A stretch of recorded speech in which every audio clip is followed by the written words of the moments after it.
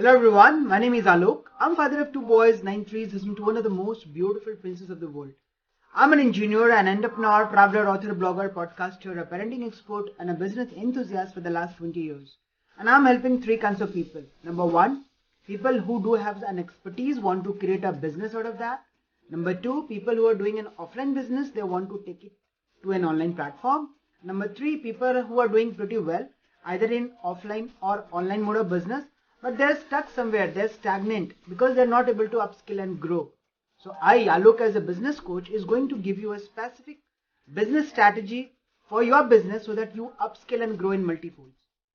So business owners and entrepreneurs, today I'm going to talk about the importance of business communication. Because we do communicate, we all are human beings and we do communicate because there are certain things we want to convey.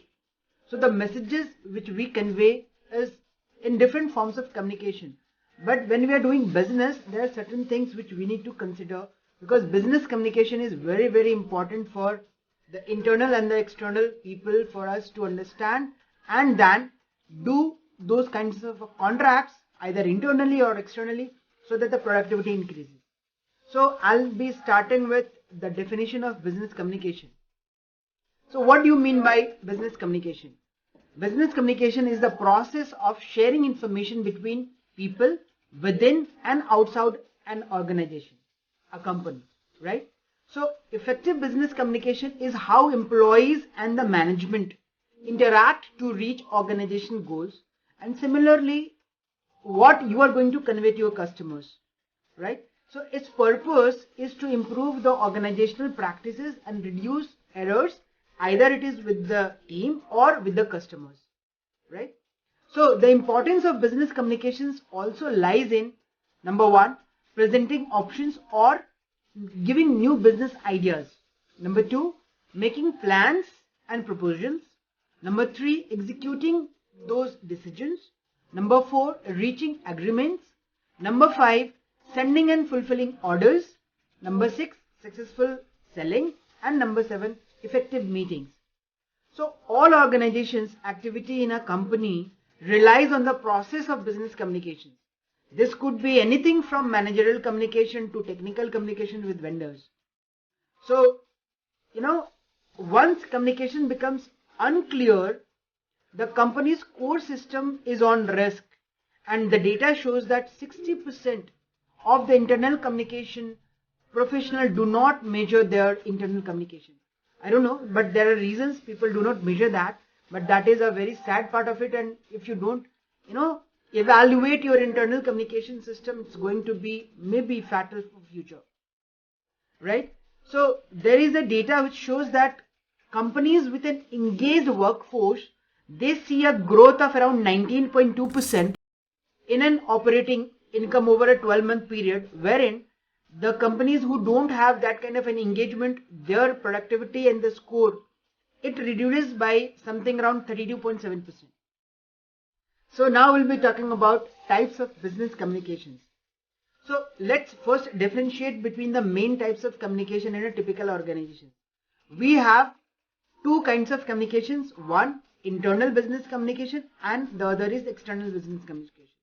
So the internal business communication has been divided into three parts. Number one, upward communication. Number two, downward communication. And number three, lateral or technical communication. So upward communication means any communication that comes from a subordinate to a manager. The message going from a lower level to a higher level in the hierarchy, right? Second is downward communication, as anything that is coming from the top to the bottom. A senior sending a message to a subordinate, or right, and so on and so forth. So that is called a downward communication. And number three is the lateral communication. So internal or cross-departmental communication between two teams, two groups, two divisions, two departments is called lateral communications. So this is the internal business communication part. Now I'll be coming to the external business communication. External business communication relates to the communication which is related to your prospects, your vendors, your suppliers, maybe your legal team, and so on and so forth. So anything which is not directly within your internal team, that goes into the business communication on the external side. So we have again categories of business communication and methods of business communication wherein we do operate in a verbal and a non-verbal format. Nowadays, since pandemic, we are more doing communications on web-based platform. We are doing Zoom meetings, we are doing calls, we are doing video conferencing, face-to-face meetings where obviously they are earlier and maybe in future again it will boom. As of now, mostly we are doing all these kinds of web-based meetings and technology-based meetings. So a minute of any kind of a meeting is very much required so that the agenda is set, the result is already been documented so that we, both the parties, either it is an internal communication, the management and the employees, or it's an external communication between you, your customer, your supplier, your vendor, or your legal team. Those things are documented well so that the communication is clear. And there are very effective outcomes which can be created through a effective business communication, and they can solve lots of problems. Number one, you can overload whatever overload you have, that can be reduced once a proper communication is there. So lack of everyday productivity and clarity is being resolved through proper business communication.